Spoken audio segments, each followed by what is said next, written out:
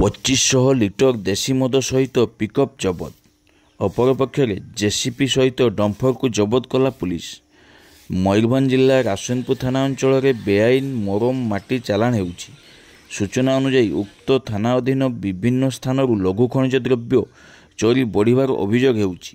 ତେବେ ରାସନପୁର ଥାନା ଅଧିକାରୀ ପଦ୍ମଲୋଚନ ପାଣିଗ୍ରାହୀ ବିଶେଷ ସୂତ୍ରରୁ ଖବର ପାଇ ରାଇଶୋଳ ଗ୍ରାମରୁ ବେଆଇନ ଭାବେ ମାଟି ଉତ୍ତୋଳନ ହୋଇ ପଡ଼ୋଶୀ ଜିଲ୍ଲା ବାଲେଶ୍ୱରକୁ ଚାଲାଣ ହେଉଥିବା ସମୟରେ ରାସନପୁର ଥାନା ଅଧିକାରୀ ପଦ୍ମଲୋଚନ ପାଣିଗ୍ରାହୀ ଖବର ପାଇ ଚଢ଼ଉ କରି ଏକ ଜେସିପି ସହିତ ଡମ୍ଫରକୁ ଜବତ କରିଥିଲେ।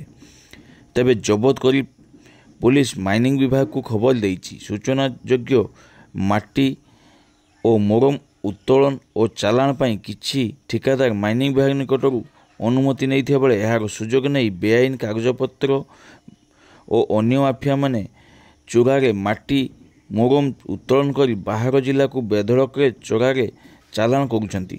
ତେବେ ପୁଲିସର ଚଢ଼ଉ ପରେ ଚୋରା ମାଫିଆମାନେ କିଛି ମାତ୍ରାରେ ଭୟଭୀତ ହୋଇପଡ଼ିଥିବା ଜଣାପଡ଼ିଛି।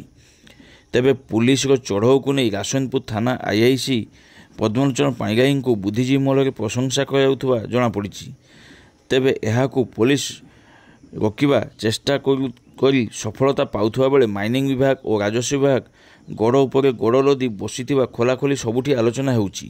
ସେହିପରି ମୟୂରଭଞ୍ଜ ଜିଲ୍ଲା ଶୁଳିଆପଦା ଥାନା ପୋଲିସ ଆଜି ଏକ ମଦ ବୋଝେଇ ପିକଅପ୍କୁ ଜବତ କରିବା ସହିତ 2 ଜଣଙ୍କୁ ଅଟକ ରଖିଛି। ଥାନା ଅଧିକାରୀ ସତ୍ୟନାରାୟଣ ବଳଙ୍କ ସୂଚନା ମୁତାବକ ଆଜି ସନ୍ଧ୍ୟା ସମୟରେ ଏକ ପିକଅପ୍ରେ ବେଆଇନ ଦେଶୀ ମଦ ଭର୍ତ୍ତି ହୋଇ ଚାଲାଣ ହେଉଥିବା ସମୟରେ କୌଣସି ସୂତ୍ରରୁ ଖବର ପାଇ ଥାନା ଅଧିକାରୀ ଶ୍ରୀ ବଳ ସଦଳ ବେଳେ ଉକ୍ତ ଥାନା ଅଧୀନ ମହାବିଲା ଛକ ନିକଟରେ ଅଟକାଇଥିଲେ। ତେବେ ଜବତ ପିକଅପ୍ରେ 2500 ଲିଟର ବେଆଇନ ଦେଶୀ ମଦ ଜବତ ହୋଇଥିବା ବେଳେ ଜୟରାମ ମାରାଣ୍ଡି ଏବଂ ବଳଦୀପ ସିଂଙ୍କୁ ଅଟକ ରଖି ପଚରାଉଚରା କରୁଛି ପୁଲିସ, ଯାହାକୁ ନେଇ 102/25 ଏକ ମାମଲା ରୁଜୁ କରାଯାଇଛି।